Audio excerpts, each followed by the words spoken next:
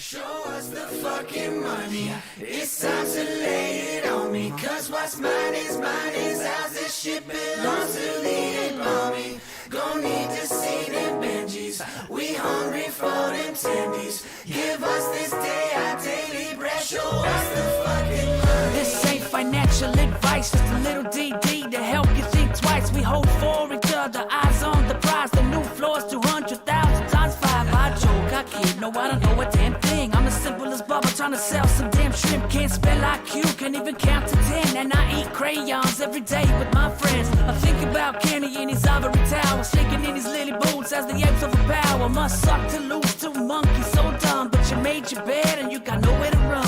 I'd love to be a fly on the wall when he makes the prize fall. And he watching as we keep on more. You forgot we on the floor, blind to our resolve. Lie, stop breaking the law, asshole.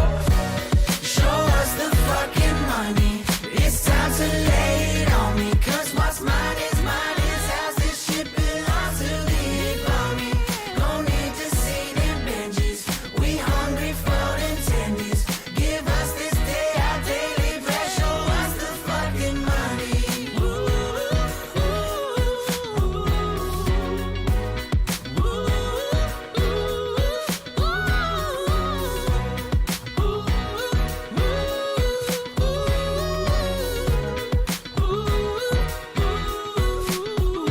Yeah, crayon eating Lambo loving spook brain, stupid ass. Throwing all my money at the streets like a quarterback. FUD don't mean a thing. Water up a duck's back. Apes not leaving nothing till we get the money stacks. Monkey see, monkey do, monkey holding to it blue. Monkey magic coming through us monkeys on the moon. Double digit IQ, tendy loving bamboo. Right here we got more smoothies than a jumbo juice. Probably thought you coulda made us sell all the gooder. In hell we maybe woulda, but we more than the Buddha. The floor 6 figures ain't selling for less. You took on the ape nation and you're fucking with the best. We hold for each other, my sisters and my brothers, the fighters and the lovers. We don't need another fan because we huddle through hard times and struggles. Cause we're just a couple of dumps in the rubble. Show us the fucking money. It's time to lay it on me. Cause what's mine is ours. This shit belongs to the army. Gon' need to see them Benjis. We hungry for them tendies. Give us this day our daily bread. Show us the fucking money.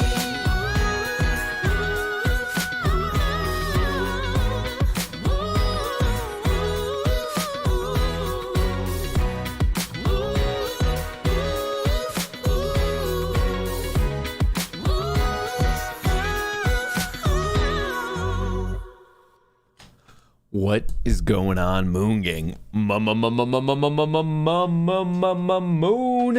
Gang. I hope you're having an absolutely fantastic morning, afternoon, evening, night, whatever it is. I hope you're having a good one because boy, oh boy, do we have some things to talk about. In all reality, I already know.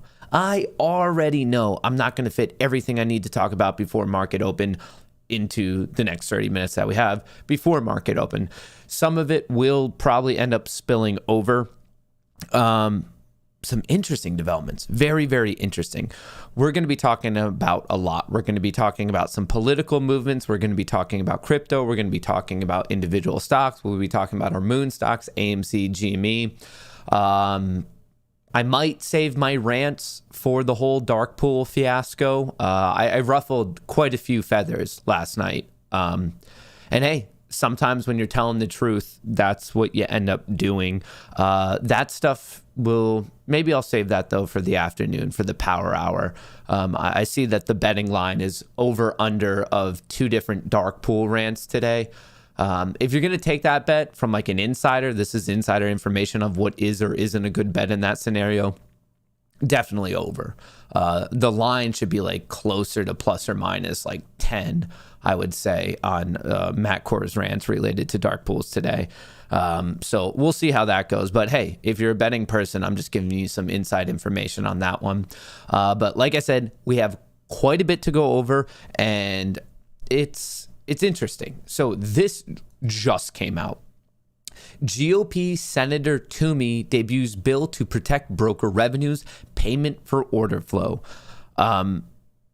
It truly is disheartening. It really, really is disheartening. I happen to be one of his constituents. I'm in the Philadelphia area. He's a senator for Pennsylvania. To my understanding, he is on his way out. I don't think he's seeking re-election. And it's just really a bummer, because on your way out, you can leave in a flourish. You can show that you truly represent the average person, your constituents, your average PA constituent. You can show that you're standing up for the people.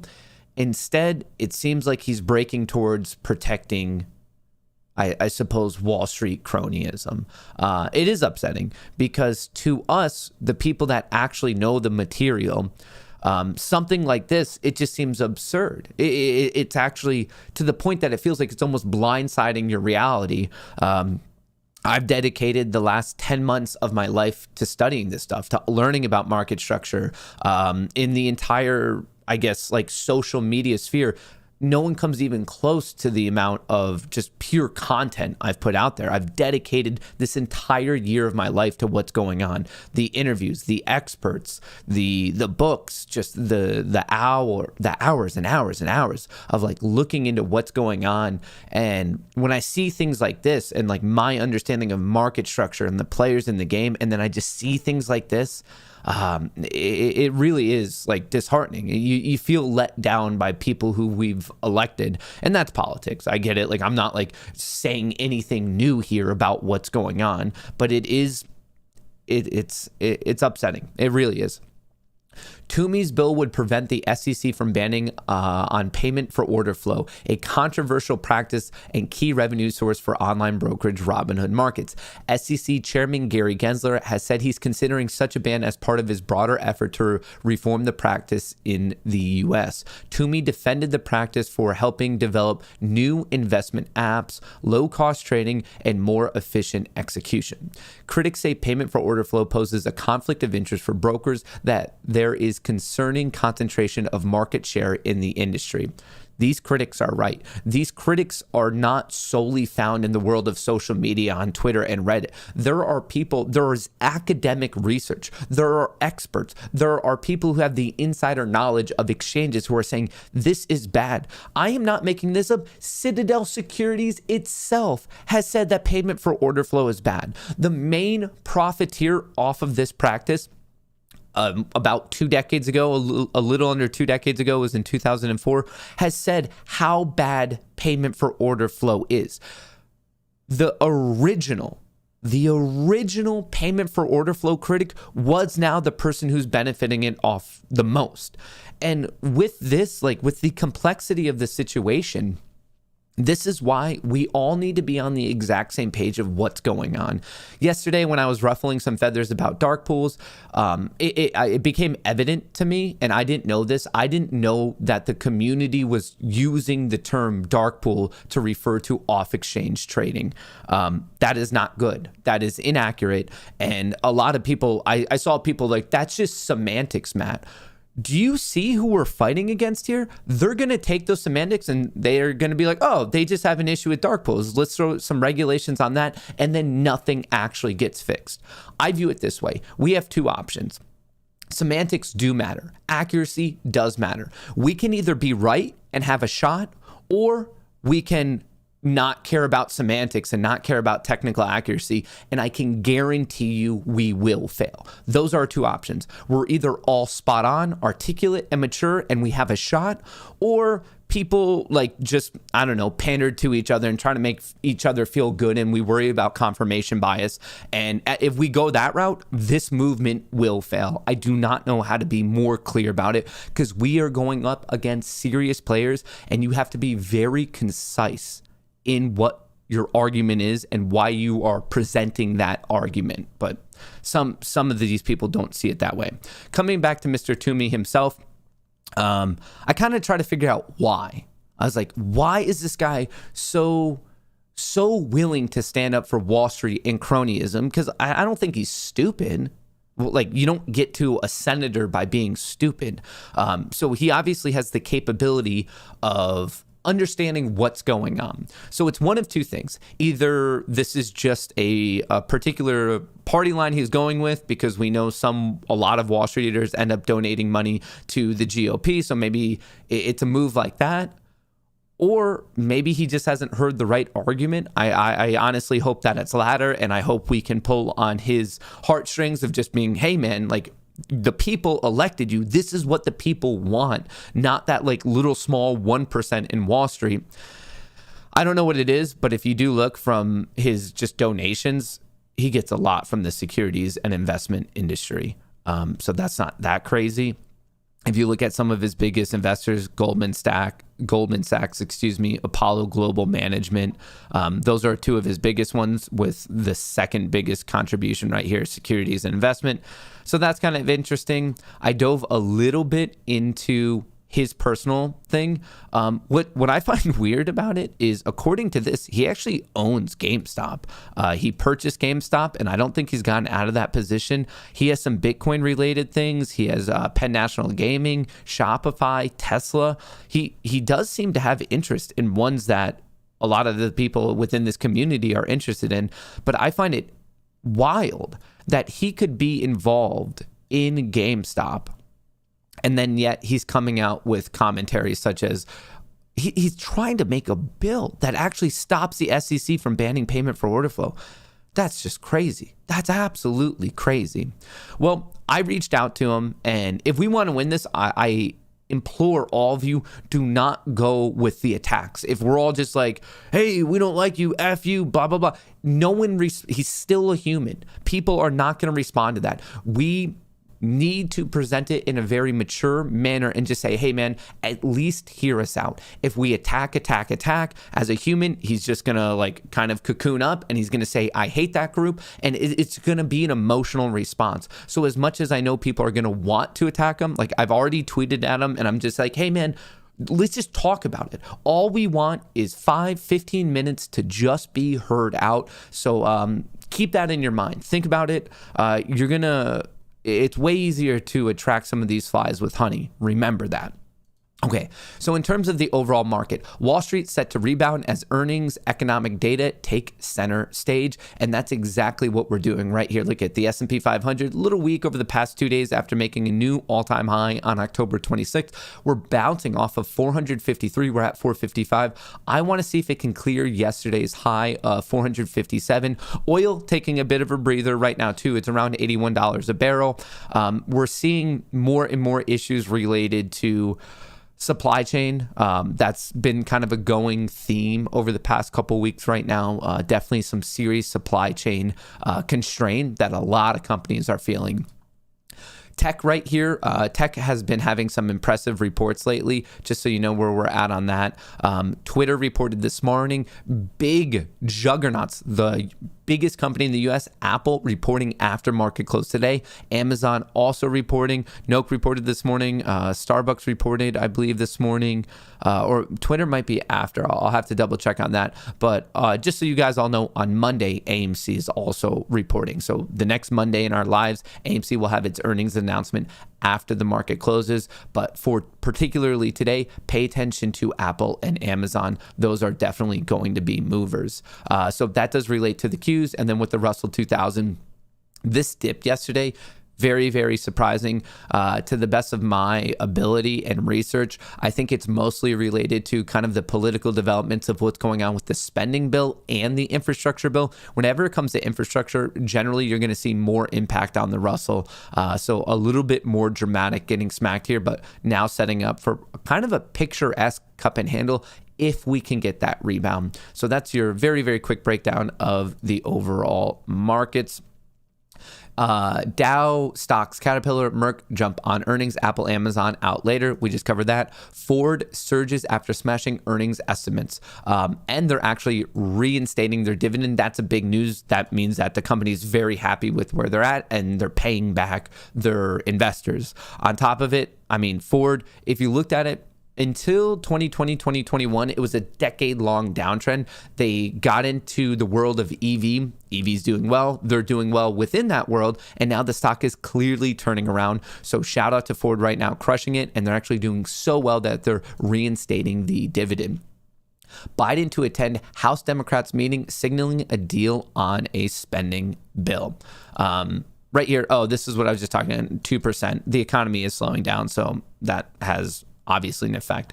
But let's talk about this. Biden to release new framework on the $1.75 trillion social spending and climate package.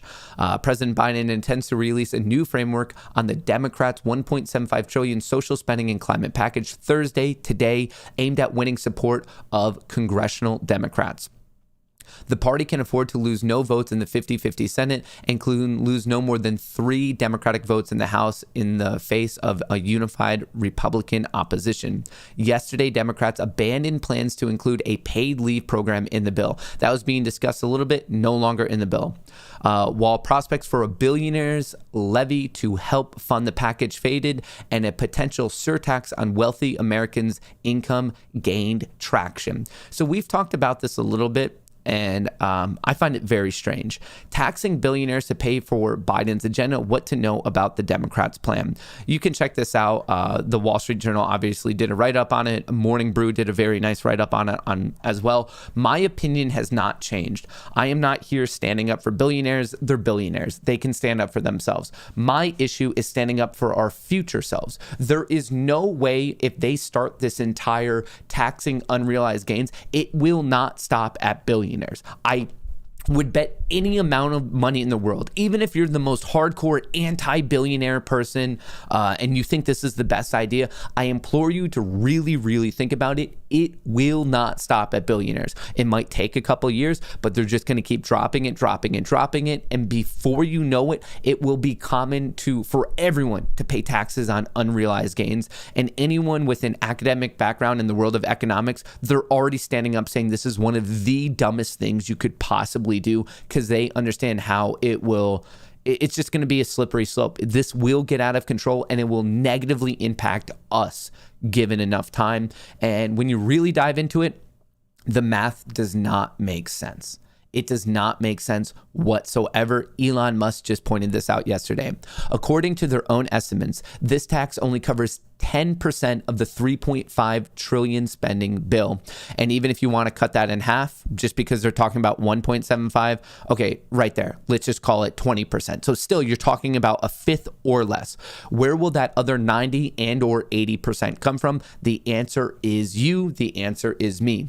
U.S. national debt is, this is just so crazy, 29 trillion, or that's about $230,000 per taxpayer.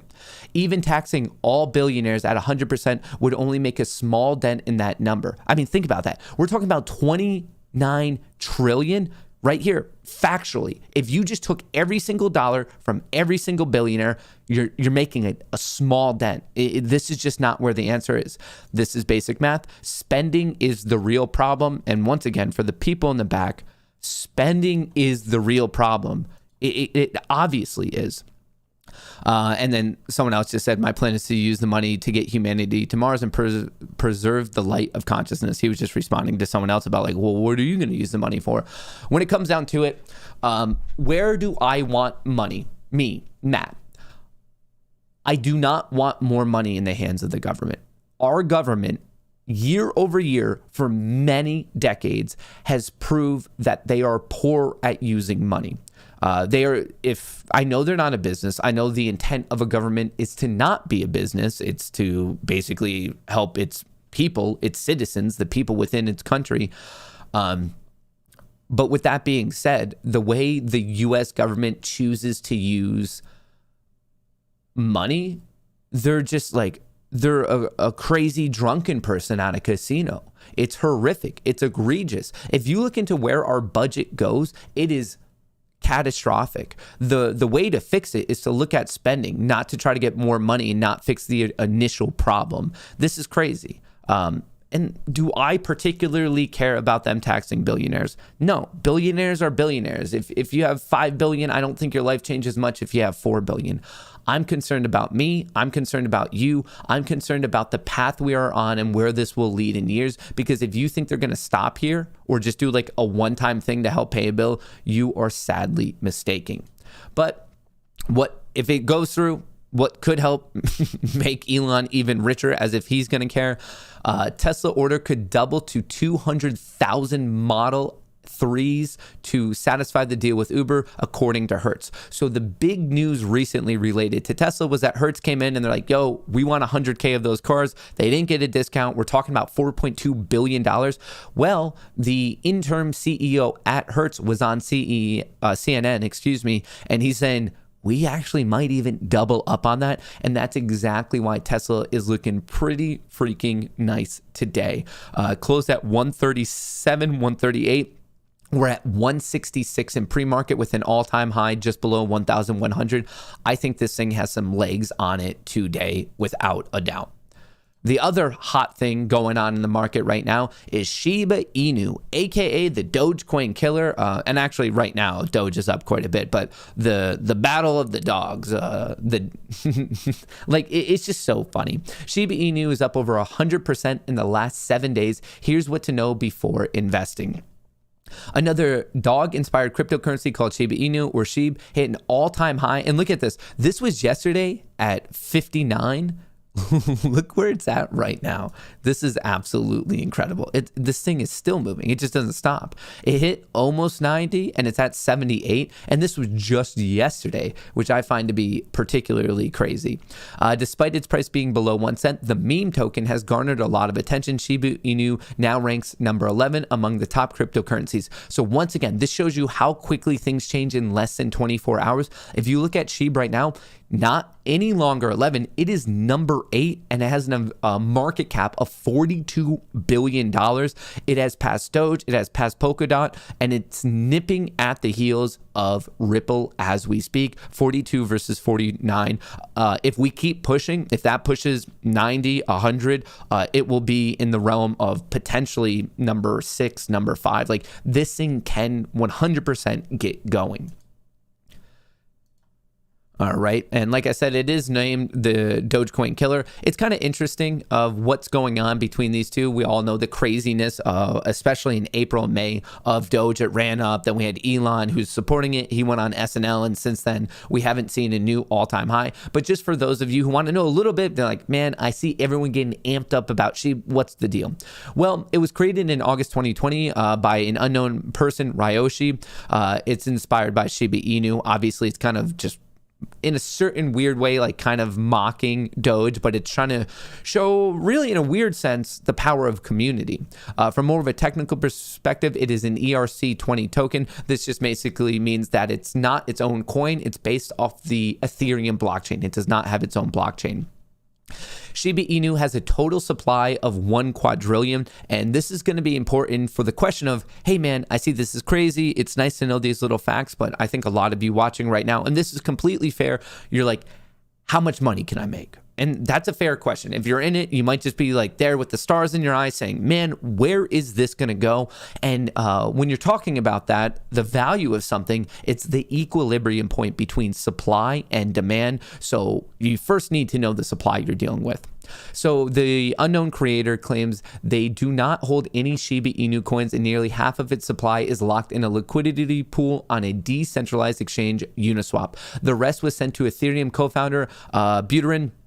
This is kind of like a well-known thing. According to the white paper, also known as the Wolf paper, the Ryoshi sent tokens to Buterin with hopes that he'd keep the tokens. However, he did not. He burned a majority, taking them out of circulation, and donated a significant amount to the India COVID Relief Fund and other charities. So this is important. It's very, very important, because to know where it can go, you have to consider supply and demand. So let's say that the demand is, I don't know, it's a crazy ravenous group. It's going to ebb, it's going to flow. But one thing it is difficult to predict. But one thing we can talk a little bit more about is the supply. How many of these tokens are out there in existence? It started with 1 quadrillion. Quickly, half got burned by Buterin. He locked that up. And right now we're dealing just under 400 trillion. We're talking about 393 trillion, which is a lot. That's an incredible supply. So when people ask me, can it hit a cent? Can it hit 10 cents? Can it hit $1? As of now, the answer is no. To be completely frank with you, no way with the current supply can it hit that? It's truly just not possible. That would mean that not only is it more expensive than Bitcoin, or you need to lower supply. And within the world of crypto, there is a mechanism that does that. And that mechanism, I just got, YouTube is having some problems. Are we back? I think I'm back. All right, let's get back into it. What's going on with YouTube? It's definitely a YouTube problem. We are rocking pretty well. We are having some probs. What is going on right now? My internet is good. Couple drop frames. It's not a CPU spike. I think I should be good with all of you. Stuck in a loop. Am I back? YouTube, what you doing, partner? What you doing? Remember, if something happens, we have backup on Twitch. We have backup on Rumble. On Twitch, it's Matt_Kohrs. All right, I think I'm back. All right, let me continue because we only have 7 minutes left. So talking about SHIB, how can we get it to those levels of a cent, 10 cents, $1? Supply needs to severely drop, and there is a mechanism for doing that. It's referred to as burning. You're just literally getting things out of supply. You're burning, and it's happening. You can burn Shiba Inu just by listening to a playlist. SHIB holders can burn SHIB without destroying their own coins by streaming a playlist on Spotify, YouTube, Tidal, or Deezer. Stephen Cooper, the co-owner of the music licensing and publishing group Bigger Entertainment, announced his company has created a playlist that will burn around 20 SHIB per song streamed, with 397 songs totaling around 23 hours of music. A full playlist streamed of SHIB Burner could burn about 8,000 SHIB. So once again, the name of that is SHIB Burner. You can find it on Spotify, YouTube, Tidal, or Deezer. Bigger Entertainment artists agreed to let the company use up to 20% of the royalties to buy and then burn SHIB, taking it out of circulation. That's exactly what you want. You want it out of circulation so the supply lowers, because then that pushes the equilibrium point, the price of SHIB higher. Cooper wants to burn at least 100,000 in SHIB from the playlist. There are other ways.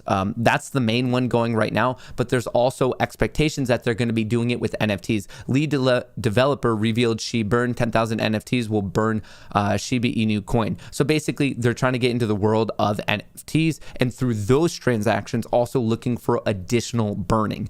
Once again, burning lowers supply, which raises the price as long as demand stays at least the same, or even better if it increases.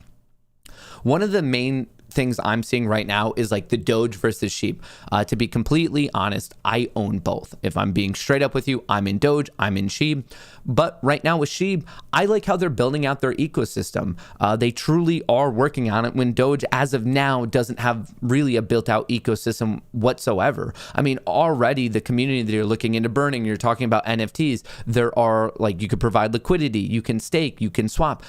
There's a lot of things that you can do with SHIB that I'm just not seeing it in Doge right now. So to me, it kind of makes sense that the market cap of SHIB passed it, because you're in a scenario where there's huge public enthusiasm, but on top of that, you also have some like just interesting technical developments. Now, do I think this is the best crypto project ever in the world?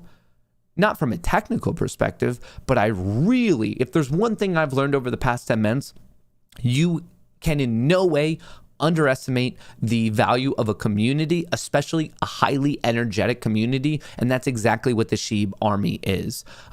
So I think that's something to consider. But once again, I'm in SHIB, I'm in Doge. Oh, and a quick update for you. So for the longest time, I only had the SHIB that I was gifted by Voyager. But last night I was on a space call, just kind of listening to people, and I don't know, one thing led to another, and I actually bought SHIB. So I bought, I don't know, more. I don't know my total amount. I'll look that up and let you guys know, but I bought a decent amount more, at least for my portfolio size. So I went out of my way and threw some money into it, and I just want to see how it rides. Like, it's a bet on a big community, not as big as this guy go. I mean, someone out there, this wallet roughly bought $8,000 of SHIB last August, now worth around over $5 billion. Talk about, like, imagine to become a multi-billionaire, usually you're creating a company that is truly transformative to the world, or you can get into a crazy altcoin with $8,000 and turn it into over almost $6 billion in just over a year. Absolutely crazy. Absolutely crazy. So that's interesting. You could check it out more on Morning Brew there, but very, very interesting. 8,000. It's true. We may actually be looking at the greatest individual trade of all time. I don't think that's a hyperbolic statement whatsoever. Like, this truly might be the best trade of all time. $8,000 into 5.7 million. Insane. Congratulations to whoever that is. I wonder if they're like hiding it from their family or what's going on there. But man, oh man, that person is rich. Oh, and then this just brings us to number 5. Big oil executives to testify at House climate change hearing. Does anyone else, like, does their skin crawl when you hear big oil? You're just like, oh, big oil's testifying today. Kind of weird, kind of interesting, but I don't know. I always feel like when you hear it, you're like, does anyone like trust big oil ever? Just throwing a question out there. Before the market goes ding, ding, ding, this is where we're at for today on AMC. They've already borrowed 200,000 shares against it. The estimated short interest around 17%. Utilization not changing much. Shares on loan not changing much. GameStop, they've already borrowed 46,000 for a net return of 194. Estimated short interest around 11.6, 11.7%. Utilization and shares on loan similarly not changing an awful lot. When it comes to AMC and Gme from a technical perspective, AMC's main support is just south of $34, around $33.75-ish. That's the main support. We're currently trading at $35.21, so obviously more than $1.50 higher. Gme, we're at $175, and that is a key level. You want it to hold $175, and you're looking for a breakout of $188, $190. If it can't hold $175, the next support is closer to $165. I also have SHIB right here. I'm watching this support at 75, nice psychological level. And then obviously I also have up Tesla because of the additional Hertz news. I think we could see some volatility in that. Obviously throughout the day, we'll be checking on the SPY, the Qs, IWM. We'll be looking at Prague. DWAC is having a nice gap up this morning. That sucks for me because I have puts against DWAC, but we're expecting a good amount of movement today. And before we finally go ding, ding, ding, I don't want you to sleep on these other movers. Bitcoin, look for this trend line breakout. Ethereum already getting its breakout at 4,200. MATIC is ripping higher. Polygon right here is crushing it. And then obviously SHIB is crushing it. Lots of money to be made across the overall market, just so everyone knows. Ding, ding, ding. The casino is open. Let's get rocking. Let's get rocking. All right, let's see how things are going today. All right. We are good. All right, I will come back to SHIB. Can someone please let me know if SHIB breaks over 80 again? I just want to see how the markets are going to open today. Looks like a nice green open. How's the Russell opening today? How are the Qs opening today? Interesting. Remember with the Qs, the tech heavy stuff, both Apple and Amazon are reporting today, 2 of 5 of the biggest companies in the entire freaking world. So expect some potential volatility there. Looks like Cardano is back. What's Cardano? I kind of did out of sight, out of mind with that one. Oh, back over to, okay, sweet. I like it. I like it. Can you explain why the bid and the ask are so far apart for SHIB on Voyager? Just remember, the crypto markets are less of a liquid market than some of the mainstay stocks. I can't say all stocks are more liquid, but if you're thinking about like the liquidity of something like AMC or Apple or Microsoft, they're going to have more liquidity. More liquidity generally means a tighter bid-ask spread. Looks like Prague will be presenting starting at 12:30. Shout out Wall Street Vikings. So just from a fundamental development, we might be seeing some movement on Prague today. AMC making that run to 36. GME making that run to 180. IWM showing its strength. Here we go.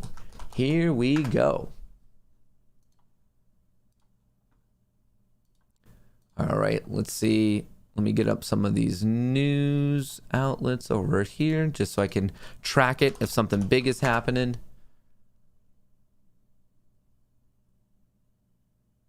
All right, we are looking for Tesla to go boom. And honestly, we're looking kind of for everything to go boom. That would be a nice, it would be ideal to put it frankly. I feel like today is going to be a good day to hodl. Shout out Brian. What else do we have? Anything else? Some vaccine updates. It seems like there's additional steps being made for approval for 5 to 11-year-olds. What else do we have? Apparently toilet paper is still very, very expensive. And what else? Volkswagen CEO says Tesla sets the benchmark for EVs. I very much appreciate that he's coming to Germany. He will challenge us, but we will try to follow as fast as possible. That's once again from the Volkswagen CEO in reference to Elon Musk. Senator Pat Toomey just tweeted something out. He said, new innovations such as zero commission trading and user-friendly apps have allowed more Americans to participate in the stock market than ever before. My legislation will stop the SEC from restricting Americans' access to and choices in the stock market. That's confusing. Like, what a way to twist it. What an interesting way to twist it. But hey, that's, I suppose, what politicians do. They're just really good at twisting whatever they need to twist. That's, I guess, literally the prerequisite for becoming a politician, is being able to spin whatever bullshit fits your agenda. All right, let me get to some of your questions. Seemed that they had 150 trillion more circulating supply. So that, I noticed that too on Coin Market Cap of what's going on there. I want to dive into the data. Like, I don't want to like lead anyone astray about like me misunderstanding where that came from. But the things I'm seeing is that it does not seem accurate. Matt, look at FLOKU Inu. I've been in and out of SHIB, has much marketing behind it. Has too much. I don't think so, because I've never heard of it. Looks like Cardano is back. Shout out Counselor Murray. Can you please explain why the bid ask? Okay, we did that. Prague at 12:30. Apparently Citadel owns the largest call position in AMC. I find that very, very weird that people are so focused on that, because that doesn't tell you something about their net position. You can have calls, you can have puts, you can have stock, but you're still missing a fourth of the picture. You don't know what they're short. So to simply, in a myopic sense, focus on how many calls they have, it's weird. I mean, I saw that was like the big reporting thing of like, oh my God, Citadel has calls. And seriously, like why does that matter at all? It's not useful information if you don't know all four. You need to know their long stock position, their long put position, their long call position, and their long, or really their ownership of shorts. And the shorts are never reported. So that could just be a hedge. You could own a bunch of calls against a massive short position. I saw that there were quite a few, like I guess on the smaller side, creators trying to say like, oh my God, look how many calls they have. What does that tell us? You care about the net position, not just, I guess, like one aspect of their options. That's like 1/4 of the battle there, folks. So I was a little bit confused on that. And actually last night was a whole night of confusion for me, because it's funny. I mean, there has been no creator who has put more content out there or more time into AMC or Gme. You could see that just in catalog. Like, it's on my YouTube page, like that's there. That's just like a factual thing. And it's funny because I point out where all these other creators have been wrong at every level of when they're talking about dark pools. And it's weird because it's just the truth. And it's interesting to me, like, what does that say about our community when spreading the truth gets you labeled as a shill. And I know I'm preaching to the choir here because I know a lot of you have been learning, and you're learning a lot. And I think people who are kind of that mindset and curious and they're attempting to make themselves better, I find that a lot of those people choose to not engage in social media. So on social media, you hear the very loud minority when I know a majority of you you care about the truth. Caring about the truth is very, very important. And there's that small group that they just care about social media. They're like, hang on, I read this on Twitter, I read this on Reddit, I heard this on YouTube. It made me feel all warm and fuzzy inside. It must be good. Oh, I don't like this Mac guy because he is saying something that goes against my narrative. This isn't new. I've been explaining dark pools for months now, and the community is hard to predict because I never know when things are going to get traction, when things aren't going to get traction. But if you look at the track record of what's been going on since the start, I've been talking about dark pools. Way back when we were talking about short volume of Citadel securities, I was right about that one. Convertible bonds, I was right about that one. If it comes to odd lot theory, I was right about that. Short ladder attacks, I was right about that. Brazilian BDRs, right about that. And now dark pools of like, what is a dark pool? How does it work with that? And it's frustrating for me because, of course, as a human, like when you see this, I understand that it's a loud minority, and I see all of that. And I always hated this in school of you would have one ding dong in class mess something up, and then the teacher would punish the whole class. That doesn't make sense. And as a human, like it makes me get frustrated at the community because I'm like, how do they not care about truth? How do they not see what's going on? Why do they exclusively care about like just social media? Like the truth is exponentially more important than like social standing. And right away, that just makes you angry. Like as a human, you're just like, why do I even deal with this? But then I realized that I'm like, that reaction from me is the exact same thing that I didn't like in my teachers when a couple ding dongs mess it up for everyone else. Because even right here, there are 10,000 people that like actually care about the truth. In over the past 10 months in this live streaming thing, have I got things wrong? Without a doubt. As soon as I get something wrong, I try to update it right away. I feel awful about it because I know there's so many people watching. Like I truly have like almost like a visceral reaction when I have that aha moment of I explained to thousands of people something improperly and I put false information out there. It like literally makes me sick to my stomach. And I'm in the future, unfortunately, I'm going to also get things wrong. Like it's going to happen. But it's weird to me on certain things when like you just know you're right. Like when you got it packed, when you read the books, when you watch the documentaries, when you talk to the experts, you're like, okay, this is reality. And then people, because it's just like not a narrative that they like want to be true, they're like, nah, shill. Like it's a little bit, I guess, intellectually lazy for a very small portion of this community who they're just like, that's always just like the backup. Shill. Like how many times do we just see that with nothing? They're like, this doesn't agree with me. Shill. Like you almost wonder, like, do these people know what shill even means? Like they just say shill. They read it somewhere else and like, that's a good term. That's a term we use to attack people.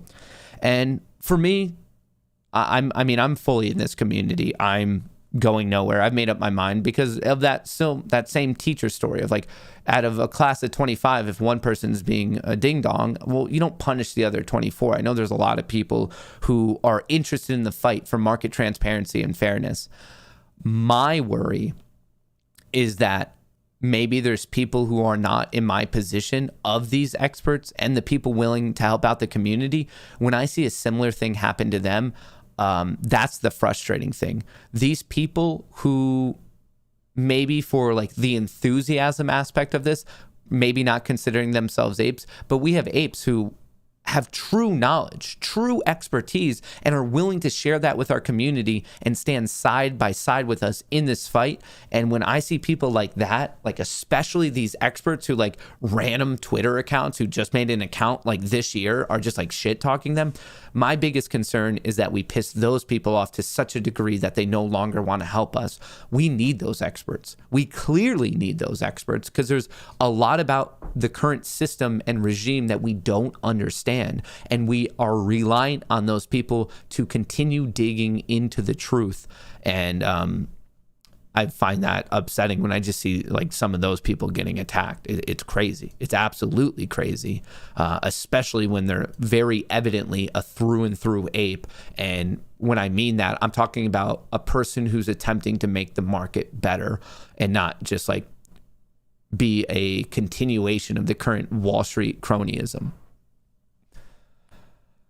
Matt, I appreciate your daily grind, helping the apes better understand the market. GFS is going public today. Thoughts on IPO? Jason, I don't think it's a good idea to trade an IPO. Usually there's too much hype and they're overvalued and you just see a bit of a whipsaw. If you want to like actively trade it, like kind of a day trade or maybe a quick swing trade, yeah, there's a possibility there. But investing in an IPO at the start, generally not a good idea. At least what we've seen over the past 2 or 3 years. I would break my rule on that with Starlink. Starlink, as soon as that thing IPOs, which there's no set date right now, I will be buying it and I will just be sitting on it forever and ever and ever.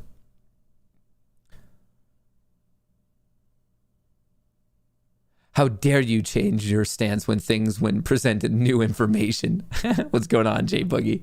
Finally, I got my first 5K of SHIB today going all to AMC. It took me 10 days to transfer the money from crypto.com to my account. That seems long, but congrats on your 5K. That's awesome. Rockets and tinfoil hats. You were right about that. What's going on, Flix Cemetery? I wanted to say Flex because your picture of a Superman shirt and gigantic arms.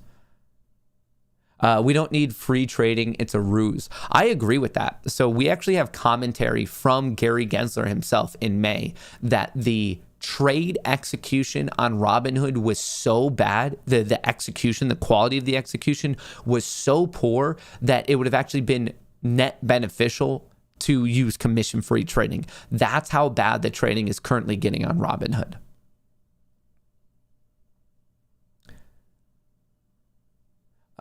Kinky Kong, can I look at SPIR? More than happy to. Let me write it down. Holding Prague, AMC, SHIB, and SESN. Hoping for a great day. Shout out. All right, we are looking at SPIR. We are looking at Mark. And what else do we have? Can you ask Toomey for an interview? I've gone through what I perceive to be the proper channels. Over the weekend, I messaged his office to try to schedule something. He did not reach out to me, but fortunately, I do have a little bit of a conversation going with the other senator from PA, Bob Casey. So I'm hoping that maybe this is a cause that he would be particularly interested in, but it's baby steps. It's early steps, it's baby steps, but I have heard nothing back from Pat Toomey, which is kind of insane. Because, isn't that what elected officials do, is talk to their constituents? What's my opinion on CRDL? Let me write that one down. CRDL. And run some TA on Ford and some of those fundamentals this company has been performing. Yes, Ford. Well, they just crushed their earnings. They absolutely crushed their earnings. So it's looking good. All right, let's dive into some of these charts. What's DWAC at? 68. Man, that one's hurting me right now. I need this about $18 lower. AMC waking up, making that push to 35.70. GME 178. IWM coming just actually exploding, coming higher and higher and higher. Kind of watching that 227, 228 area, 226 right now. Golly, this thing is just moving right now. With SHIB taking a 20% hit overnight, what makes you think it'll keep moving when there's a lack of a lot of technicals on the daily chart? My thoughts on why it will keep moving is, well, first of all, it did find a base. If we're looking at the technicals of SHIB, here's the 15-minute chart. It found a nice base, and now we went up and we made a new higher low. So I'm actually looking for it to get particularly above 80.68. I think if it does that, it could get moving again. So it's sold off, but the technicals are the fact that people did buy it. Lack of technicals on the daily chart. I mean, all I see is people, they may have panicked, but there was enough buying that people are like, nope, we are not done. This rally from, I guess, 5 in the morning until 7 in the morning tells me that the buying pressure, the enthusiasm, the bullish pressure is absolute, like, it's still alive and well. I mean, look at that recovery. I'm just looking for the follow through on it right now. SPIR, shout out Kinky Kong. Let's see what's going on with this one. SPIR, I would want it to get above 667, and then I would try to play it up to maybe $9. I don't know much about the company. It's a financial conglomerate. Could just be a SPAC play, something like that, which, but I would want to see the demand get it and hold above 670, basically. Mark, someone asked if this was dead, asking for a friend. This looks pretty bad to me. This does look pretty bad. It seems like the next major support is $1.43. If it breaks below $1.96, that's how I would pay attention to it, but I wouldn't actually trade this at all. This is a very ugly looking chart, in my opinion. CRDL, a little bit better on CRDL, therapeutics play. So not my favorite sector. I'm not a biotech trader. The only biotech stock I have is Prog. On this one though, from a technical perspective, I would look for just like a new trend to get created. I would not be trying to bottom ticket. I would want to see an actual swing around. I'd be a little bit concerned about the MACD right now, but I'd look for it somehow to like make a new higher low and show that like kind of that U-turn formation. And then finally Ford, nice gap up. Whenever it gaps up, of course you have to ask yourself, okay, what happens if it fills the gap? 15.92, $1.40 away. It's gapping up for good reason. It beat earnings. It's crushing it in the world of EV for quite a while. Like if you even like check this out, this is insane. Look how bad Ford was doing from really 2000 all the way up until 20 years later. And even from here, from 2013 till 2020, down, they get into EV, they start executing, the stock rips from $4 all the way up to 17. Very, very impressive. Very impressive. I don't know if I would like say that they're a leader in the world of EV, but they're definitely a competitor. I definitely think that Tesla's the leader. Behind that, I think there's an obvious amount of enthusiasm behind Lucid. So I'm a fan of that. But Ford's still good. Like everyone knows Ford. It has great brand recognition, but more important than that, it's executing well. It is definitely executing well within the world of EV. All right, I'm looking for Tesla to bounce back around. What's Prog doing? Not too much. Maybe people are waiting for the conference today at 12:30. Robinhood down even more. I'm obviously against Robinhood. I currently have no Robinhood position, just so everyone knows, but I am in no way a fan of Robinhood. DWAC tried to get this gap up, but not currently holding. Yesterday, it hit 74, bouncing off of 52. Wow. This went from 52.70 all the way up to 74. That is some range. That is some volatility. The line in the sand right now for DWAC is 64. You definitely, if you're bullish on it, you want it above 64. If you're bearish on it, you want it below 64. For the point of transparency, I do have puts against DWAC. I'm trying to look for that gap fill down to 52 flat. What else do we have going on? SHIB, where are we at on SHIB? Just coiling, no movement quite yet. What else do we have? Tesla. Let's drop some of these charts to the 3-minute. AMC doing a whole heck of, well, I guess nothing really. A heck of a lot of a nothing right now. Just Lower highs, higher lows, kind of a pennant. Same with GME, not much movement right there. These two are actually looking very, very similar. Tesla, unfortunately, had a nice gap up this morning, but it kind of needs to get above 1,068. We need to swing this around. The Russell, the small cap sector, pushing. The SPY pushing. The Qs, hopefully not too far behind. What's going on with the Qs? NQZ, let's check out the futures on this. Not looking as nice either.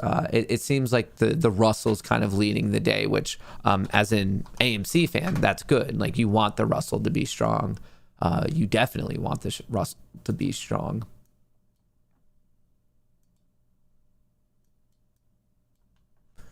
All right.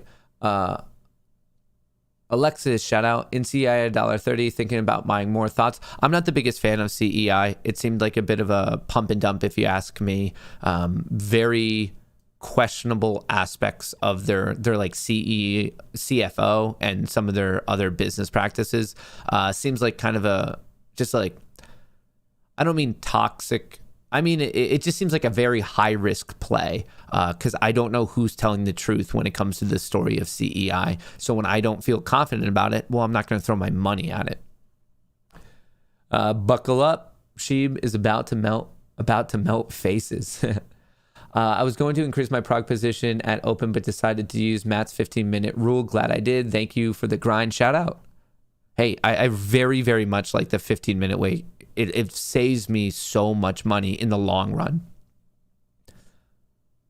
Prog down 10%. What's going on? Prog, I'm seeing it's down 6%, which is obviously not ideal. But I think people are waiting for this conference today at 12:30. According to Wall Street Viking, we might get some movement there. As Buddy S, I haven't heard about that one. I kind of view all these, like the random small cap cryptos, the same as penny stocks. Like low float penny stocks, is there money to be made? Yes, of course. I think it's a bit of a dangerous game though. Less regulation, a lot more crazy stuff happens in that world. And that's how I kind of view a lot of these, I guess, as the media refers to them, like shit coins. When it comes to crypto, I very much like to stay within the realm of like the top 20, 25 market cap cryptos. I don't like chasing like the random ones. You can make a lot of money in it. I just don't feel like like a person who's so lucky to do that. Bought UVXY yesterday. SPY has 3 gap fills on the daily. Good play. If you just invested into it, I don't know if you did it through options or if you just straight up bought UVXY, but if you have time, I do think eventually those gaps will be filled. It's just the unknown variable there is how long will it take.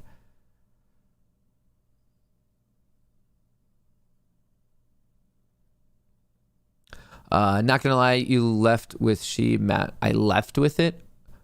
I mean, it didn't matter to me. I think I stuck with my rule. I didn't really care until it became a bigger market cap one. Like I said, if you're in early, getting in early is like the big money making move. But it's also a higher risk situation then. So for me, I look for the tokens and the coins really that are going right into that and that they have that momentum. So I'm going to be a little late to the party and I'm not going to have the nicest gains compared to people who are in very early, but I'm also mitigating my risk. It's just a risk reward way to play it. I mean, SHIB, I was gifted it very cheap. Obviously, do I wish I got more? Yeah.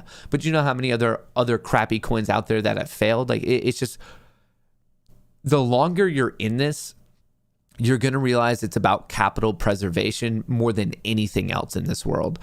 So one way I preserve my capital, especially in the world of crypto, is make sure like I'm talking about like legitimate market cap coins and tokens. All right. AMC looking a bit perky. It's at 35.56. The intraday high is 35.74. It's up 2.37% on the day. GME is currently trading at 176. Like that, it's holding 175. GME is up currently 2% on the day. Tesla, it's still up 2%, but its intraday trend is not the nicest. It's gone from 1,080, I don't know, something, one, all the way down to 155, and we're not seeing many buyers. So I hope that this can pull a Yui here pretty soon. That would be ideal. That would definitely be ideal. IWM looking very, very strong right now. How is the SPY looking? SPY not as strong, but definitely strong. And the Q's a little bit sideways, which makes me curious about how Apple's doing. Apple's having a good day. People are exciting as we go into the earnings announcement. At least they're excited this AM. Nvidia giving up some of its recent gains, but it just hit an all-time high. How's Microsoft doing? A little bit down 0.4%, not moving much. How's Amazon looking as we head into the earnings? A little bit indecisive. It's flat based on where it closed yesterday. Let's check on crypto in general. Bitcoin making this run to this trend line. Look for this trend line breakout. It might be at first a fake out breakout, and then it comes and reaffirms this trend line and bounces off of that. A possibility, or maybe it's just a break in and run. I would be looking for that confirmation above 63,000, above 63,700. If it gets above here, I'm looking at a new all-time high in my opinion. Ethereum strong, 4,200. Would love the breakout at 4,300 and some change. MATIC very strong, SHIB very strong, and that was all for the 4-hour time frame. All for the 4-hour time frame. Okay, so as we're waiting for things to develop throughout the day, wait, hang on, what is this? It seeks to induce customers who haven't yet placed an option trade. Oh, that's weird from Robinhood. There looks like they're trying to roll out something to get more people to trade options on it, which I don't know. It's kind of weird. Kind of weird. So this might be a very good time. It seems like there's a quite a bit of confusion in this community surrounding dark pools, payment for order flow, market makers, and more generically, market structure. This is your time to ask. Let's burn through this. Whatever your questions are, let's get some good clarifications out there because there is too much incorrect information. And some of it is being pushed by very serious people within the community. And that's not good because the more people that believe something that's wrong, when we finally get this in front of regulators, we will be laughed at. So just let me know what your questions are and let's hop into it. Rapid fire, or if you want a longer discussion. But yeah, any of that related stuff, if there's something that's like still kind of confusing you, just let me know. What else do we have? Are all dark pools in toilets? I believe that is correct. Volume. How do all affect volume? If you trade on a lit exchange, a dark pool, or with a market maker, all of them impact volume. They all account to volume and they're all seen on trade and sales. When the trade is executed, it does show up on the time and sales. Someone said SafeMoon is an excellent money-making opportunity. Maybe. I don't have any SafeMoon and I don't have any plans to get any. What's the purpose of dark pools if they affect the price the same? The purpose of dark pools is for big institutions to hide their order before it's executed. So, for example, there are some problems when, say, a big pension fund's trying to buy 100,000 shares of Apple. That's a lot of money, and if it's on a lit exchange, people see the sitting order, and it can cause there to be more volatility in the market. So dark pools are a way for you to put an order of really whatever size. Like you can trade on it if you want, but a dark pool is where you don't see the buy orders and you don't see the sell orders. But when the order is hit, it is accounted for. You see it on the time and sales, and there is a material impact on price. But just because there's a material impact on price doesn't mean it has the same impact on price discovery. Those are two distinct things. Trading off exchange, which is market makers and dark pools, lessens price discovery. What is the time of the Prague meeting? 12:30.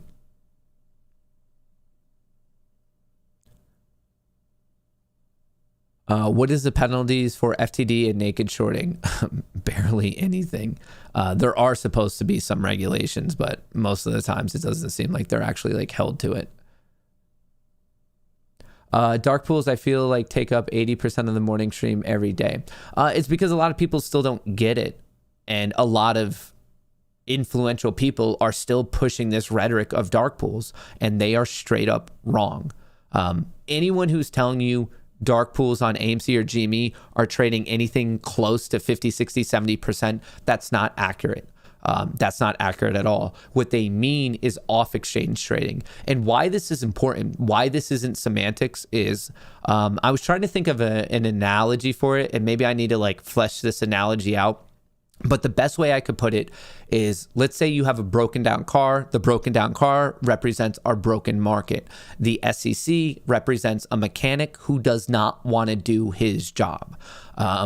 So the best situation of, or I guess like metaphor or analogy I could put out there of what's going on when people are saying dark pool is bad. What they're doing is going to the mechanic and they're saying the battery's dead. We know the car's broken. We know the market's broken. They're saying the battery's dead, when in reality, it's an engine problem. You need to be specific when going to this mechanic who doesn't want to do his job. He's going to look at the battery and be like, doesn't seem that messed up to me. Like, talk to you later. When in reality, you either have to say, my car's broken, can you look into it? Or if you want to be more specific, you have to say, the engine's broken, please fix the engine.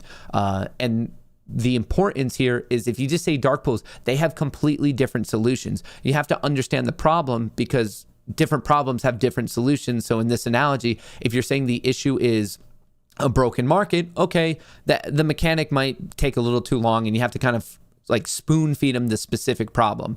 The specific problem is not dark pools. The specific problem is market makers. And in the most general sense, it's off-exchange trading. Off-exchange trading is composed of dark pools and market makers, but in the totality of off-exchange trading, market makers are a considerable more percentage, like more 10x the amount of dark pool trading. When you say dark pools, that does not mean all off-exchange trading. To say all off-exchange trading, you just say off-exchange trading. Dark pool trading, ATS trading, is a sub-unit, like a sub-part of off-exchange trading.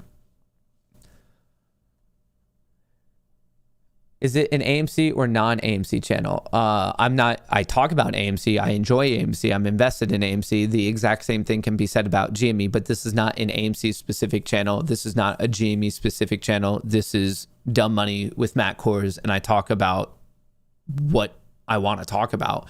Most of the time, it's going to end up relating to corruption, manipulation, market structure, and whatever the like hottest questions of the day are, because I'm here to educate.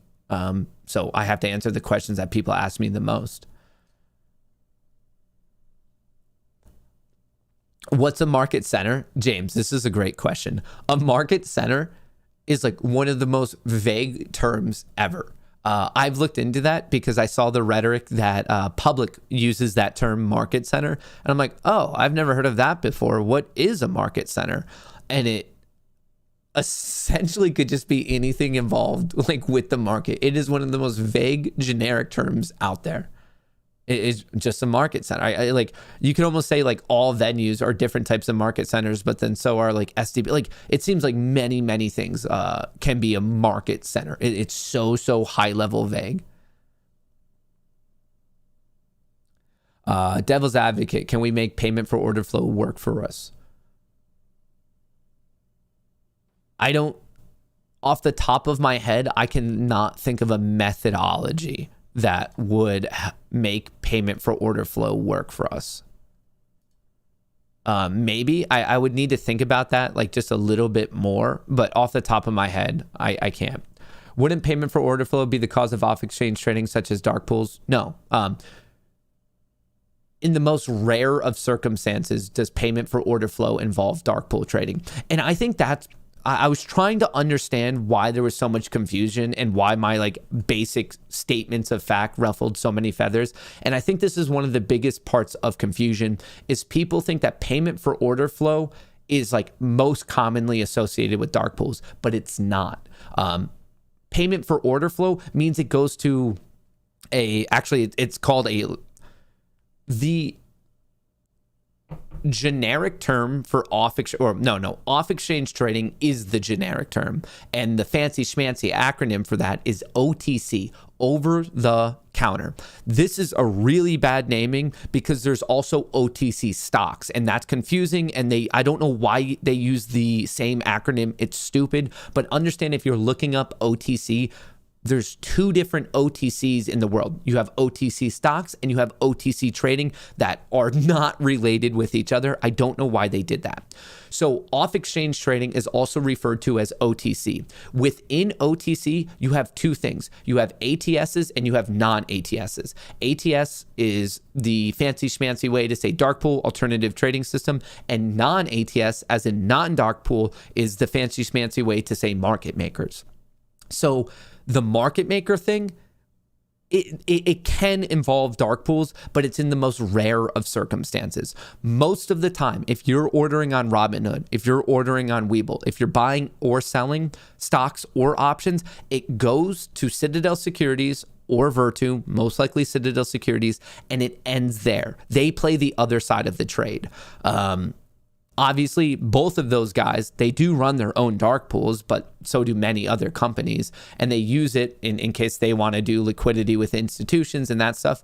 But for the most general sense, like if you're looking at the highest odds, most retail orders end up at non-ATSs. So it's still OTC, but it's specifically non-dark pools. It goes to Citadel Securities. It goes to Virtu. Yes, they do own and operate their own dark pools, but that's not where our trades go. Our trades go to their functionality as a wholesale retailer.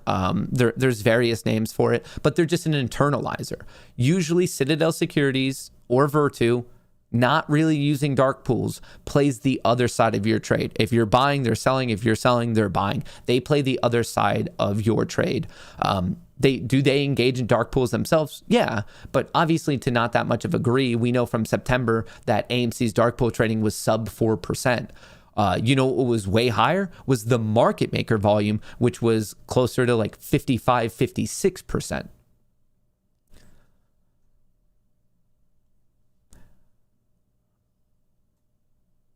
If market makers aren't a problem, then why does GG say it's a conflict of interest? He says payment for order flow is a conflict of interest, and I wholeheartedly believe that. He, in general, is referring to off-exchange trading, but if we're talking about off-exchange trading, you have to learn where a majority of off-exchange trading is, and it's at market makers. I need to make this explicitly clear. The big problem is the amount of off-exchange trading. That is clearly the big problem. The more orders we can get on a lit exchange, the better. It's more efficient. It's better for price discovery. It's better for transparency. It's better for combating manipulation. Off-exchange trading, off-exchange, is 60% right now of roughly AMC and Gme, roughly 60%. That is not a good metric. Off exchange, that's why like earlier today I tweeted OTC not for me, because OTC is the most generic way to say off exchange. That's the fancy acronym. That the hashtag ban dark pools does not make sense. The two hashtags that make sense are ban payment for order flow, because that's once again really relating to the market makers, a majority of off-exchange trading. Or if you just generically want to be like, I'm against payment for order flow, market makers, and I'm also against dark pools. The most generic way for you to possibly say that is say, I am anti OTC. OTC is not for me. That should be the hashtag that's going because OTC is off exchange, and off exchange trading is not a good situation. There's far too much of it, and it leads to too many systematic risks. Payment for order flow is not a problem. It's latency arbitrage. Well, they take advantage of payment for order flow, allows them to do latency arbitrage more easily. The overarching problem is off-exchange trading. That is clearly the overarching problem. Things such as payment for order flow, that's a business model that ensures the off-exchange trading stays high. So that's like one thing that you could talk about to effectively lower all of the off-exchange trading is getting rid of payment for order flow. But if you want to take it to the highest, most general level, it's the amount of off-exchange trading. We want to lessen that, and payment for order flow is one thing that keeps those numbers high. So if you get rid of it, you start chopping away. Through my conversations with Dave Lauer, I think one interesting methodology to solve this problem is to actually do what Canada does, of all trading occurs on a lit exchange unless there is a material price improvement off exchange. So they keep a high majority on lit exchanges where there's more competition. It's more efficient. It's better for price discovery. And the only time the order can leave that lit exchange is if you get a clear price improvement off exchange to the tune of, I think, a whole tick. It might be half a tick, but whatever. That's actually semantics. But basically, the only time they leave the lit exchange in Canada is if there's a clear price improvement. Why can't all trades be on lit exchanges? Theoretically, it could. You don't want market makers to completely go to the wayside because they provide liquidity. The issue is we have too few of market makers that have too much power. Talking about systematic risk, market makers do have an important functionality of providing liquidity. You want as many equities and options and cryptos and futures to have as much liquidity as possible. Liquidity is good. You want the bid to be filled out. You want the ask to be filled out. The issue is that when you have one or two people that are dominating the game, that is a true risk to the situation. The owner, creator, founder, operator of Interactive Brokers, who is a highly respected person within the industry, Thomas Petterfee, he stated in February, if they didn't get rid of the buy button, it would have been a systematic risk, as in us being so reliant on, at that point, Citadel Securities, but you could argue it's being reliant on Citadel Securities and Virtu. If those two like mess up and something goes down, it could bring literally all of Wall Street with it. So like I said, it's too few of players have too much power. There's too much power concentration. So we need more competition within that world. But on top of it, the amount of trades executed in that world really needs to drop.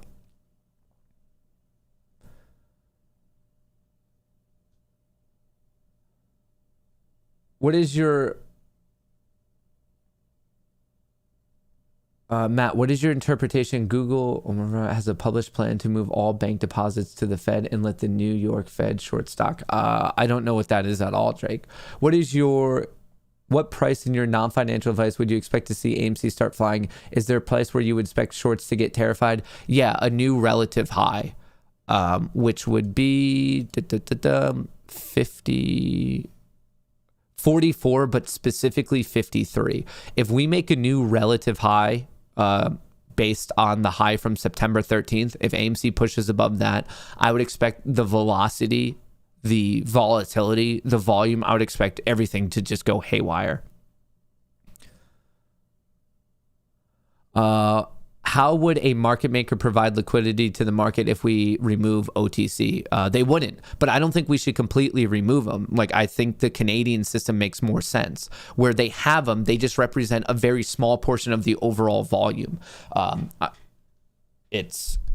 think the Canada system is safer for their overall market. You don't want them to go completely to the wayside, but you want the amount of volume they handle to dramatically drop.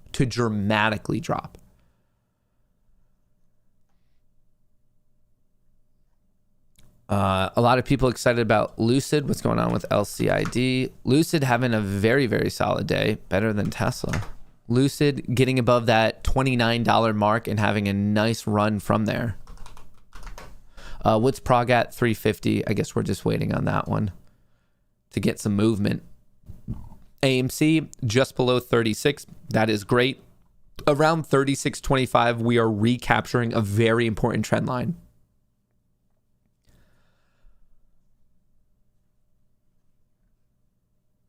Sorry, I'm late. What's the prog news today? They're speaking at a conference around 12:30, I'm being told, from all the people at the NASA Space Center.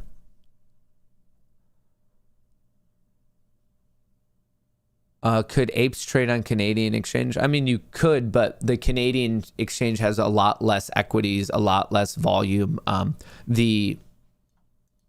I mean, it's kind of obvious, but like obviously the world's dominant exchanges and market system is still in the US, which is why we should probably fix the most dominant system.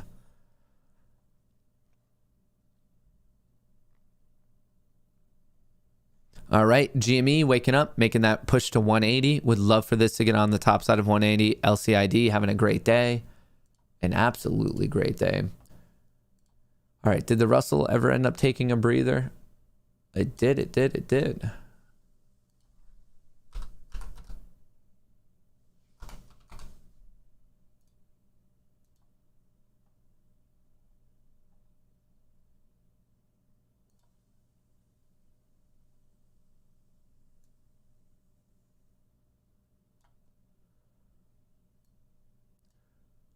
Oh man, the Russell 2000.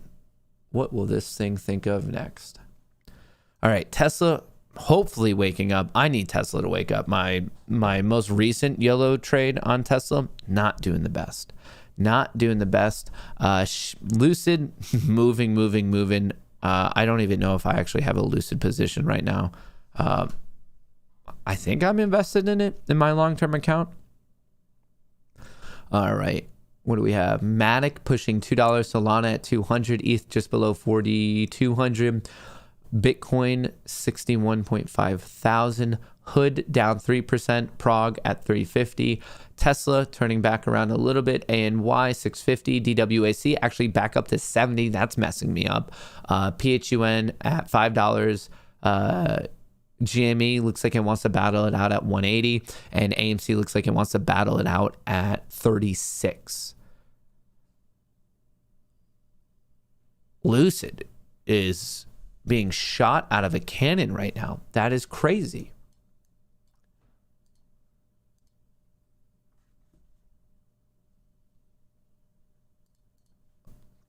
Matt, only holding 50 shares of AMC. What would your opinion be about selling those to invest in SHIB Inu? I know it's my ultimate decision. I'm not a fan of switching from one investment that you like to another one that you like in the hopes that the other one you like does better. When I'm in an investment, I stay in it until like I no longer like it. So for me, I like AMC. I like SHIB. I'm in both because I think they both make me money. This game of like bouncing around, it's not the best. That's what I use my free capital for. I have some free capital. When I like something new, I put my free capital into it. I never get out of something that I like. That's just too much of timing the market. Like you have to be a very, very impressive trader and skillful trader to like make that work consistently. So if you only want to pick one, pick the one you like more, but that's up to you and your DD. But for me, I'm in both. I got my Facebook calls 11-5-325. Any thoughts? Can you try? Please give your opinion. Will it bounce back? Thanks. Facebook. Eventually it will gap fill, but I don't know how long. You're watching the support of 304. Personally, I don't know when you got it, but when it broke below 317, I would have pulled the ripcord. That would have been my risk because I don't know how far it's going to fall. Facebook is having some pretty big social issues right now. Good morning. Tesla looks like it's cornering by saying the range of 155 to 165. Is this consolidation or a small pennant? I would say it's more of like that consolidation, the range bound trading miles. Dark pool, payment forward to flow, OTC, whatever. We talk too much on what they're doing instead of exactly what we need to do in order to win. And what exactly we need to do is unite to win the battle. Love what you're doing. I don't think I necessarily agree with that. We have to all be on the same page. Like you can't just have an upset mob that is just screaming manipulation. You're not going to get anywhere with that. That's why I go through painstaking detail explaining to people what dark pools are and the market structure, because when someone finally listens to us, we need to be ready. If like if you're just outraged to be outraged and people are just like in their fists in the air and saying manipulation, politicians, lobbyists, regulators are going to be like, okay, this group doesn't know what they're talking about. That's why it's so important for us to know our facts.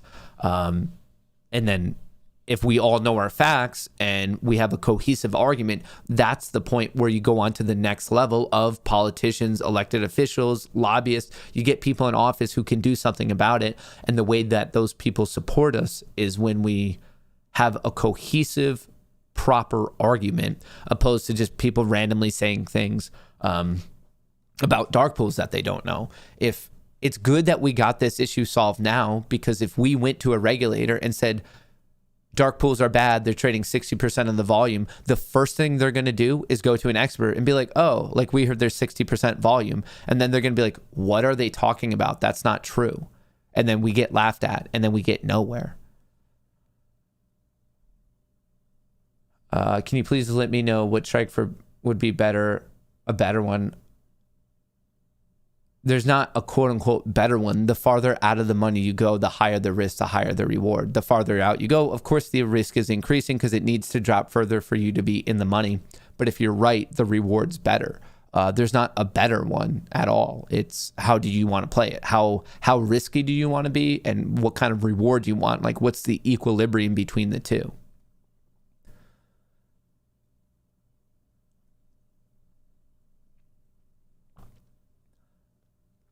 Someone said nothing is going to change, wake up and adapt.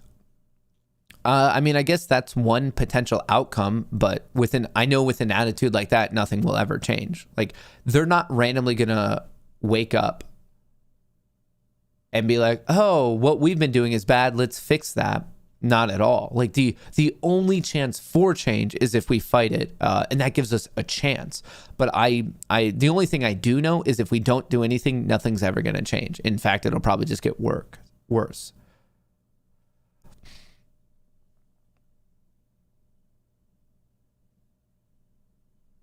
What else do we have? I think Prague is speaking at 9:35 Eastern tomorrow, but I've seen people saying 12:30 today, but I didn't see that news. Prague to the moon. Interesting, Clay. I appreciate that update. I'm unaware. I just learned about the 12:30 thing today. I didn't think that the conference was until tomorrow. So maybe if someone wants to just... Okay, someone else just said that they're speaking tomorrow. I thought it was the 29th as well.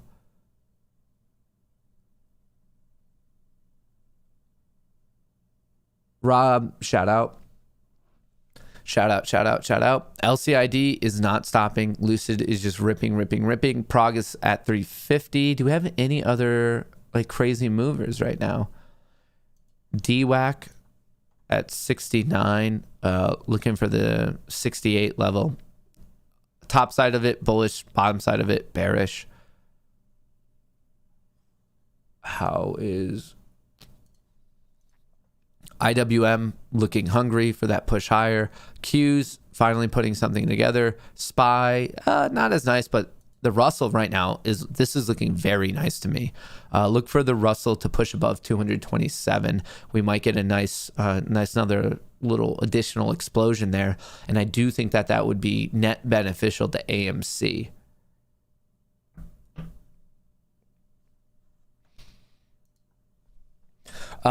So same page, aka your page, right? It would be my page if I'm right. And when it comes to the dark pool explanation, I just know I'm right. Like I've put in the work. I don't know, people, when you put in all the work and you talk to the experts, like I feel like I do the research, I watch the documentaries, I read the books, I talk to the experts. And then I put it out there, and then people think it's of like the same level as someone who literally just read like Investopedia and searched dark pools. It's completely different leagues of looking into it. So on this one, if anyone can prove me wrong, we'll do it. Let's get all on the same page. If there's one thing that's been completely consistent this entire time, is I'm highly supportive of us moving forward with the truth. If anything I say related to any of this stuff if someone thinks it's wrong, okay, just show the evidence and let's correct the story, because it's that concept to just fail fast. If we can fix it and like kind of recalibrate to what the truth is, awesome. Let's do it as expediently as possible and continue that march forward. But in my recent comments about market makers, dark pools, payment for order flow, I just don't see where it's wrong, because I'm basically reiterating what all the experts and creators have already been saying about it.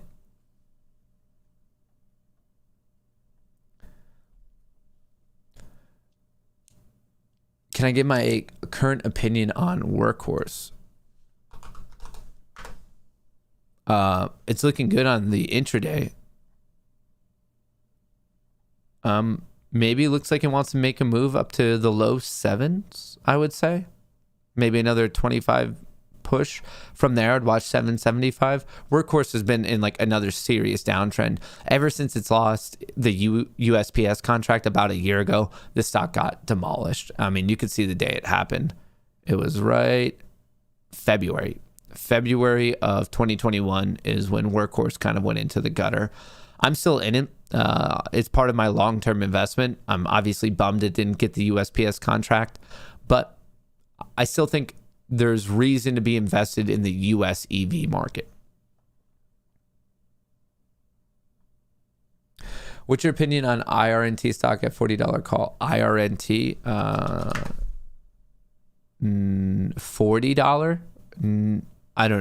That seems like a fundamental play. I don't know enough about it. $40 is quite a ways away. It's trading at 13, and it's struggling at 17. So if you're in that, you definitely want to dive into, like, you're going to have a very strong thesis of why it could get up there. Speaking of getting up there, GME is making its way to 180. AMC coming back around as IWM is also pushing. Man, this is nice. These three are crushing it. Crushing it. DWAC somehow up to 74. That's impressive. Not for me, but if you're in DWAC, congrats. What's going on with SHIB right now? Sold off a little bit, but bounced. Let's see if this can get moving.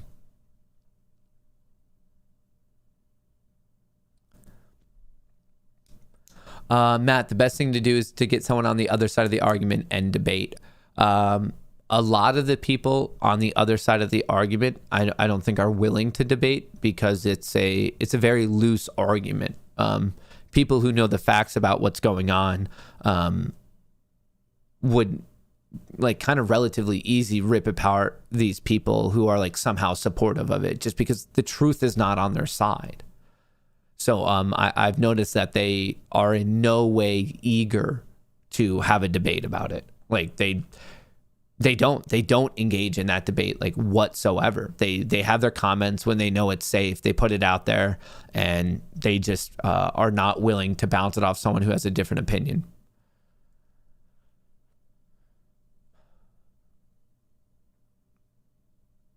Do you think there's a way retail will be able to see real data that's not hidden? Dark pools new to trading here, and it's insane to me that we have seen delayed data and unknown data as such. So dark pool data is all known, but you're correct in saying that it's delayed. It's not known in real time. But yeah, when it comes to dark pools, you know the trading volume. That's the information that you get from it. Unfortunately, it's a good month delayed.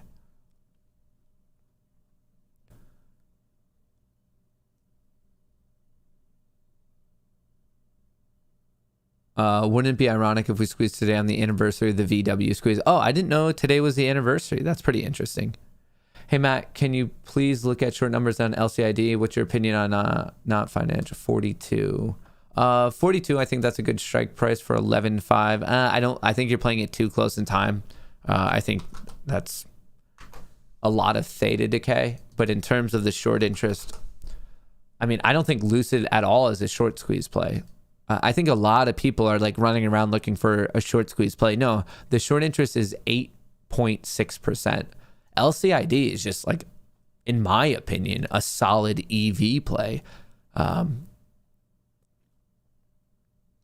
Let's get you an interview with Gary Gensler. I mean, I would happily interview Gary Gensler. I mean, I would happily talk to Charles Gasparino. I would happily talk to Kramer. I would happily talk to Gensler, Pat Toomey, any of these people. I would love to talk to him. I would love to kind of articulate the saga of the apes and like to show that like, no, we actually have like a legitimate thing to discuss with, I guess, regulators and lawmakers. But I think a lot of it, they just, for whatever reason, they overlook it. They don't want to have that conversation. They know, I guess it makes like their life more of a hell. It's not an easy thing, I guess, for them. So like, I think a lot of them are just unwilling to do it. Steven the Goat, I've talked about Prague a lot. I don't know why you're still spamming that. Miss Mice, can you check out SPIR? Old Bruce apparently is saying it's the next GME.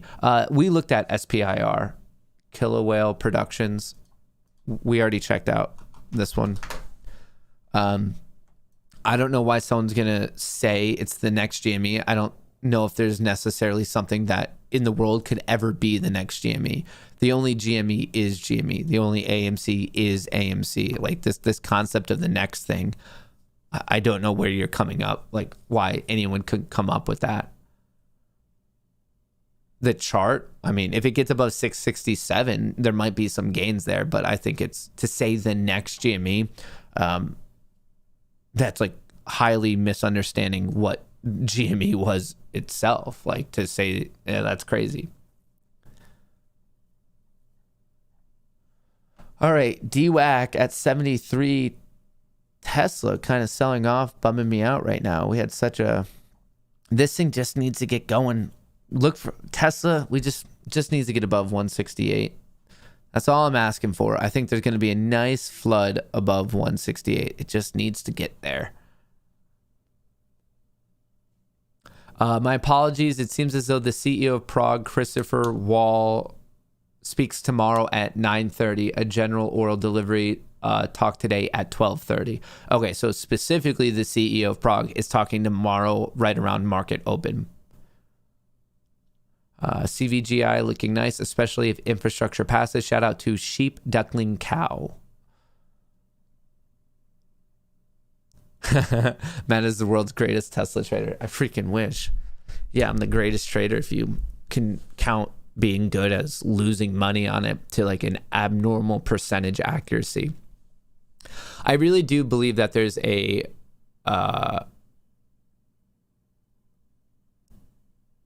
huge trading edge, a huge trading advantage to do the opposite of me in all of my Tesla plays. Like I think it's way beyond the 50% mark. I think it's a very impressive edge to do whatever I don't do on Tesla. It's weird.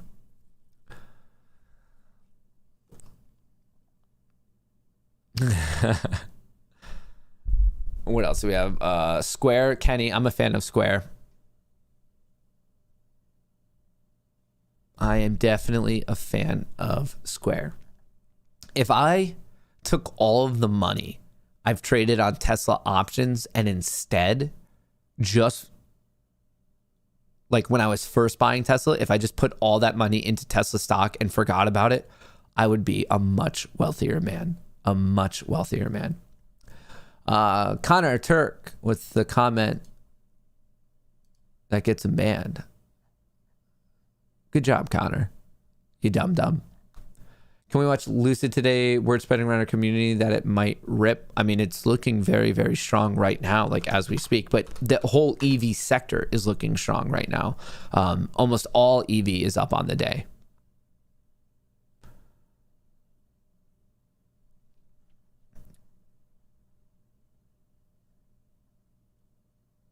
What else?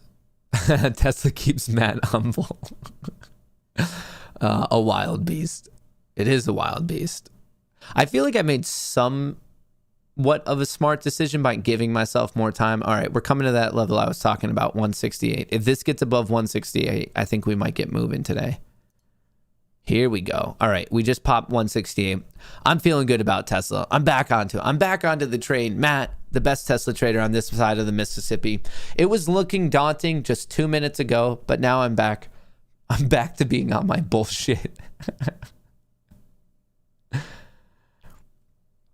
So you're saying you are wealthy. I'm wealthy in friendship, you know? I can't say financially or in health, but in friendship, sure. Just me and you, Matty P.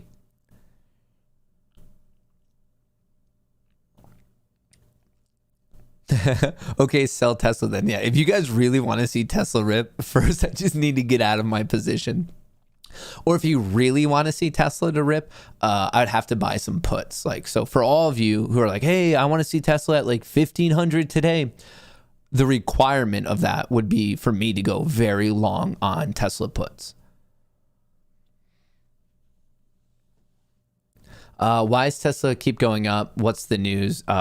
There is commentary from the interim CEO of Hertz that they might be doubling up their order.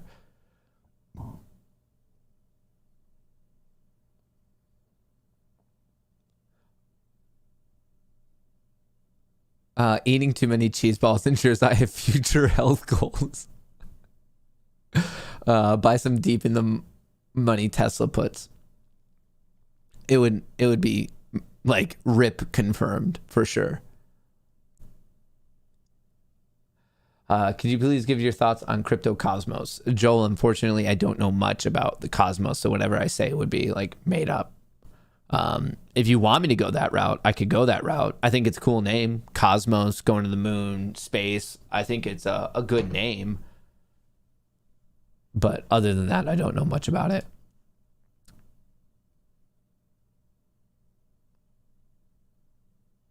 Non-ATS volume is done by systematic versus prime brokers rather than... No, I've not seen those stats of who's sending the orders to non-ATSs.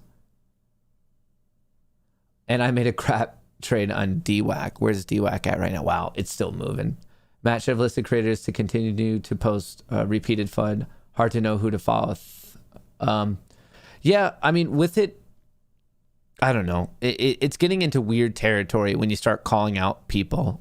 I think sometimes it's best to stay in my lane and be like, hey, this is right information, opposed to going the attack route of like person XYZ is wrong because of this. The community does not respond well to it whatsoever. So all I can do is be like, hey, this is what I believe to be right. And the concept of being like, hey, this person is wrong because of this, this, and this doesn't seem to be the smartest move for the overall community. All right, where else are we at? IWM is trading at 226.90, looking for that break of 270. AMC currently up 2.24% on the day. GME currently up 2.74% on the day. Tesla coming back around. The fact that it's above 168 makes me very, very happy. It's actually exceeding this high from 939. Now I'm just watching 1081. And just so you know, on old Tesla, the all-time high is 1,095. So that will be a test. 1,095. To be very specific, 1,094.94. I was born in 94. Great year.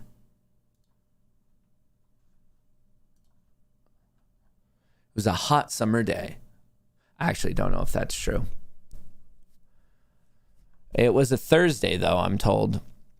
As the holiday approaches, do you think a company like Wish will see gains? So usually when it comes into like the holiday push, remember the quarters reported afterwards. And then when you just think of one that might be doing well, people kind of front run it because we all know the holidays are coming. So you need to kind of have that idea early, and then you need to almost hold it out until past the report to see if you were right on the company actually doing well.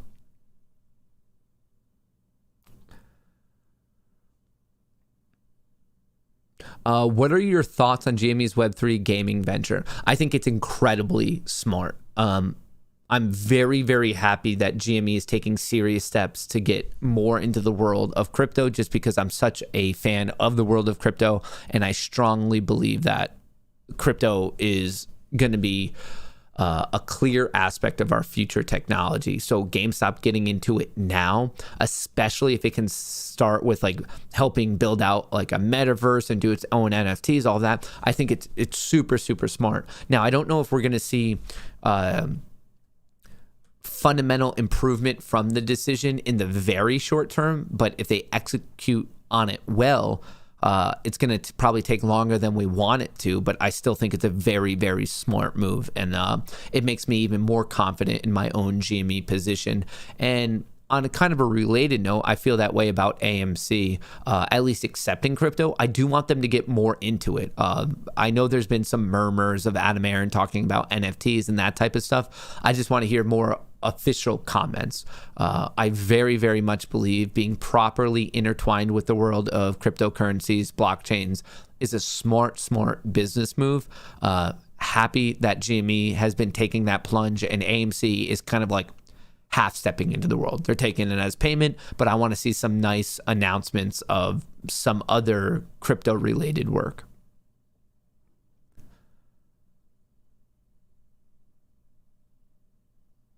Plug Power has been on an upward trend. Yeah, I mean, EV's crushing it right now. So even any upstream, downstream plays of the EV world should do well.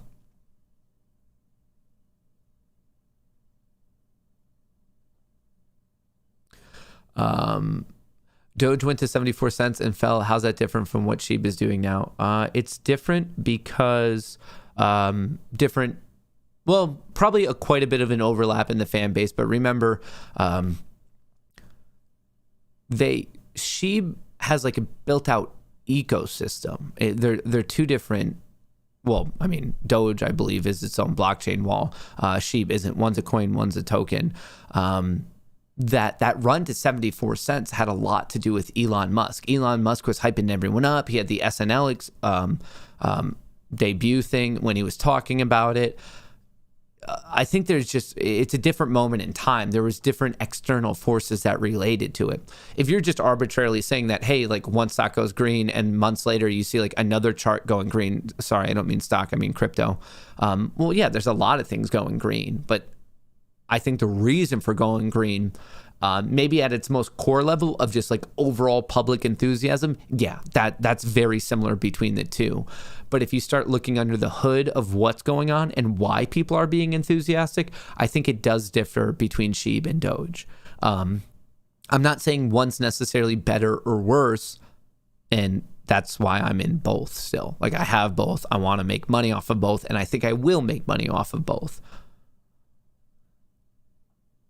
Our sales team just put big money on Lucid, hoping for a FOMO day. We love your channel, Matt. Keep up the good word. Shout out, Chris Brown. I appreciate that. What else do we have? Did I miss anything? I think I am up to date. Besides buying crypto now, how can people invest in blockchain? I'd like to spread my seeds over the whole garden. Invest in blockchain?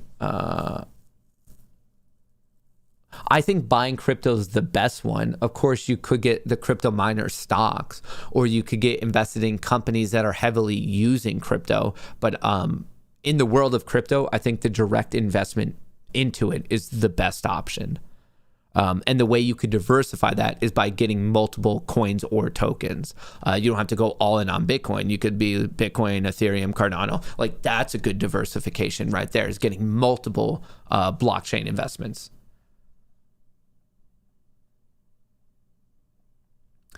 Didn't Elon pump SHIB?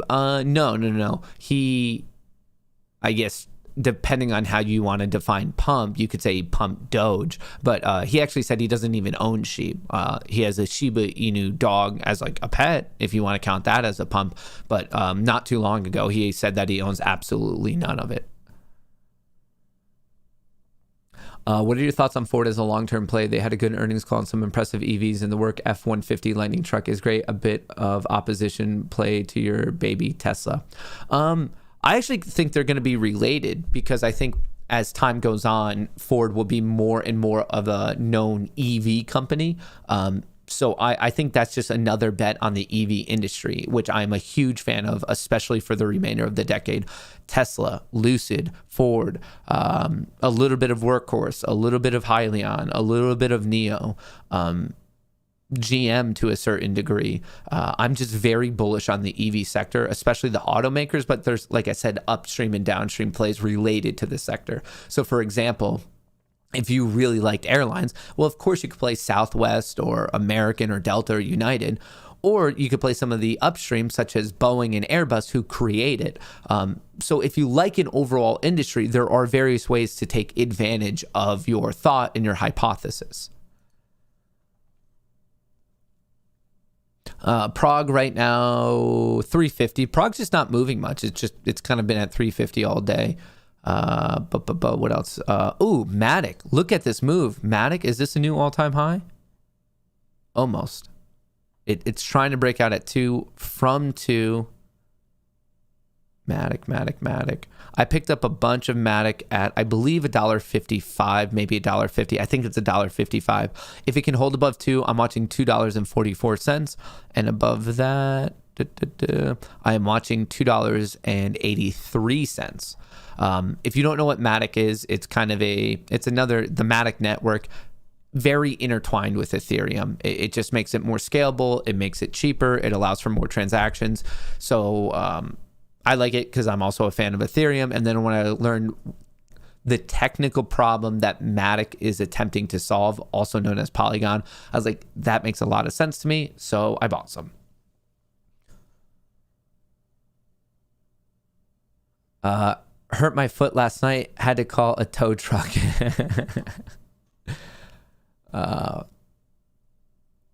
What's going on, Karthik? What's going on, Kelly, Curtis, Chris, Bam Bam, Saucy, Joel, Chris, Saucy, Dark Horse? Hey, now I turned 30, so I'm sensitive to the world old. You were born in 94 and just killed themselves old age. I don't know. Sometimes I feel old. I guess other people will say that's super young, but yeah, I was born in 94. All right, Tesla, don't embarrass me. Sometimes I gotta retain this title or I have to move to the other side of the Mississippi. Those are my two options. Either Tesla needs to move or I'll be moving. So we know something's moving. It's either me geographically or Tesla as a stock, but one of those two movements has to happen. All right. AMC catching a bit of a bid right here, 35.40. Lucid still strong at 31. Lucid very, very strong. IWM just popped as well. Had a very nice pop, actually. Let's see if that gets going on AMC. GameStop, kind of quiet over here. Low volume, below 500,000. It's at 438,000. But good. Like it's having a very nice day. Would love to see GME kind of pop and close above 180. 185 would be awesome, and 190 would actually be an official technical breakout. On AMC, very, very much want AMC to recapture this trend line. Oops, let me reposition this and zoom in. Just above the high of the day, 36.20. We very much want AMC to get back into this wedge. The longer it trades on the south side of this overall wedge, not a good scenario. From a technical perspective, you want to back up. You want to back up quickly, and you actually want it to fill this gap from October 21st at 38.80.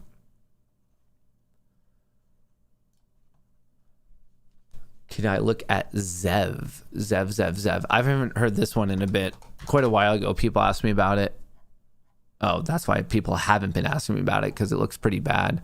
Well, it does have a new higher low, so I kind of like that, 249. So your risk is not bad. It is range bound. Obviously, you want to break out above 835, 840, something like that. Just a bit range bound.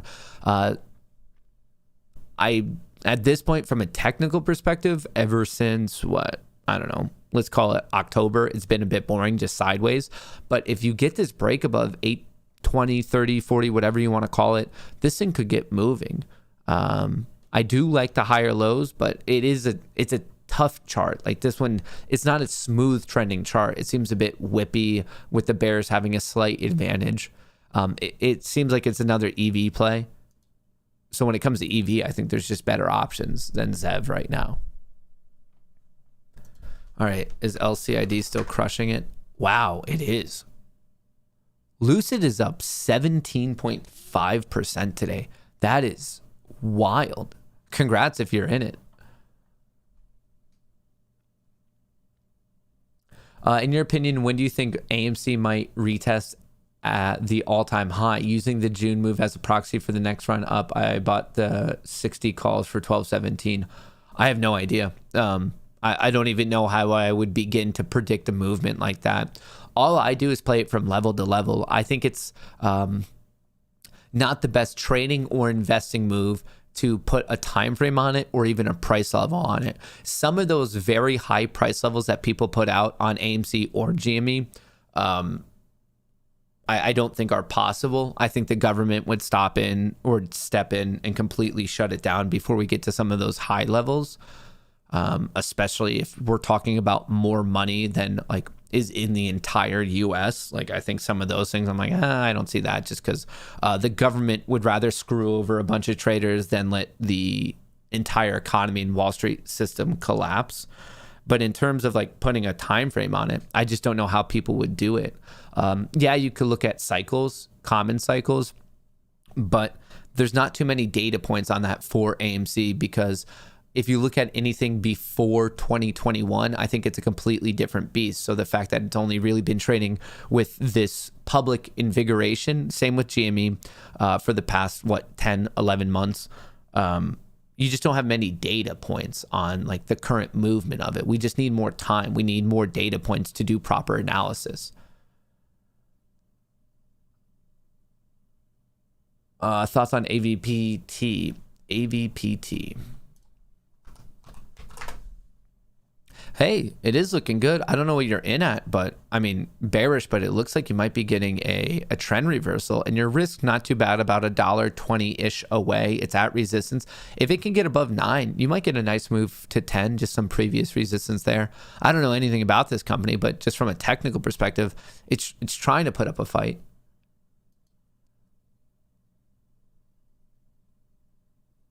Lucid is not a squeeze. It's just a good play. I 100% agree with that. Lucid is not a squeeze play. Lucid is a solid US-based EV trade and or investment. It is not a squeeze play. I'm a fan of Lucid. I think they are kind of using the roadmap that Tesla laid out at first, of you start in the luxury market, you get some income, some revenue, you get some new investors, and then you have enough money to kind of expand to various levels of the EV world. Good looking car. To my understanding, it's getting more and more popular in the west of the US. Their plant is in Arizona. They're spinning that up. Lucid it's like a legitimate EV play based in the US. I would not think of it as a squeeze. If it does squeeze, congrats, but it also doesn't have that high of a short interest. It's not even 9%. And 500 miles per charge. Yeah. So that's kind of one of the interesting factors about Lucid on a comparative basis to Tesla. Lucid's vehicles have a far greater range, which was one of the biggest considerations when you're talking about EV. So that's kind of an edge to Lucid.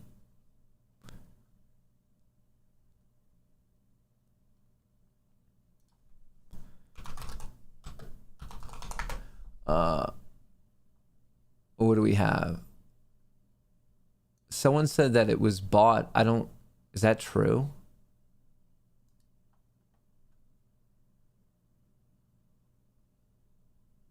No. I'm not saying that Lucid bought. Lucid is getting closer to shipping its first vehicles. Today, the company announced that they will begin this Saturday, and the stock popped 10%. Shares will be giving up those gains. All right. Now what? To produce 520. I'm not saying that Lucid was bought. It sounds like they're about to start shipping their vehicles, which is obviously a good development. It means the business is sticking to its schedule. Someone said that it was bought. I don't see that news.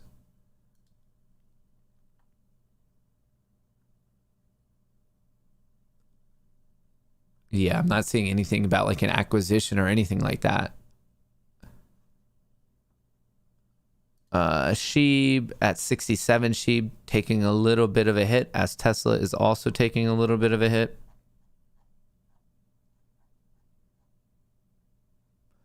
The main support I would be watching on SHIB right now, probably coming in. You have some at 65. You have additional SHIB support at, where is it? 61 is what I would be watching. All right. AMC 35.27 getting smacked just above 36. Unfortunately, it got smacked right at an important level. Know anything about Jimmy DD on Twitter leaking a Loop Ring cryptocurrency and NFT connection to Jimmy? Loop Ring is up over 33% in one day as well. I haven't seen anything about Loop Ring. I'll have to dive into that during break just to see what that storyline is. Lucid still crushing it. It sounds like they're doing well with the deliveries. Like, this is just people, they've delivered as a business on their, I guess, their promises, and people are obviously very excited about that, and that's why it's up 18%. That's exactly why it's up, and it's crushing it. Very quickly, if you haven't already, I would really appreciate it if you guys could all drop that like button. Just helps me out with the algorithm. And if you haven't done it, don't forget to join up with the Moon Gang by hitting that subscribe button or the follow button on Twitch or any of those other buttons. Liking, subscribing, following, all that stuff is completely free, and it really does help me out with in terms of the algorithm sense. So it means a lot. Thank you, thank you, thank you. I appreciate your support. Earnings is on Monday too for Lucid. Interesting. Well, so is AMC's as well, just so everyone knows.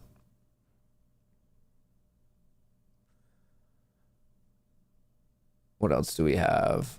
Loopring is up 33%. Kind of feels like almost like the same thing as like Fun, where there was just like a lot of assumptions that it'd be working for a business. Like the Fun news as its relation to DWAC was never ever confirmed. It's definitely a rumor. That doesn't mean it's bad, because like you could obviously make a lot of money off of rumors. But sometimes there's a reason we have that saying in the stock market: buy the rumor, sell the news. If it is reported that PHUN is doing the work for DWAC, you might see an adverse effect, because that's already what the assumption is. Someone said Lucid's is on the 15th. Okay.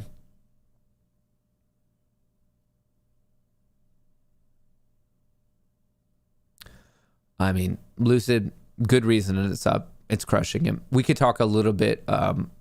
Q3 earnings is November 15th, so it's not on Monday.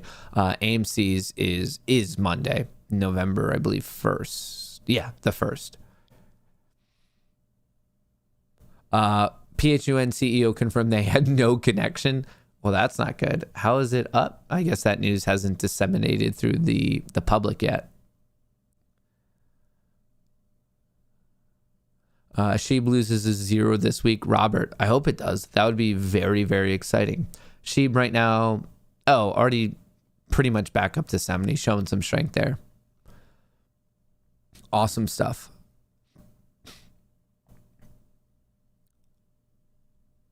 All right. Well, folks, that's the morning show for you today, Thursday, October 28th. I will be back for Power Hour. 3 p.m. I'll tweet it out. I'll get you guys the link, but I'll be back. I just need to do some research, figure out what's going on in the day, and then we could talk about whatever you want to talk about. I'll look into the Loop Ring thing. I'll look into Lucid. If you have any additional questions about market makers, payment for order flow, dark pools, any confusion there, bring your questions. The entire goal is to teach the community. We all got to get on the same page. And I just think that really increases of our odds of being successful in this argument.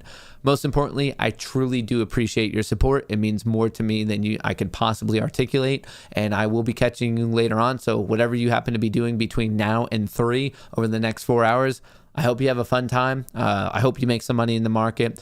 Just remember, stick to your trading plan. Make sure those words are resonating in your cranium. Stick to your trading plan. Until I catch you in this afternoon, just remember, for me and Chair, best of luck in the markets.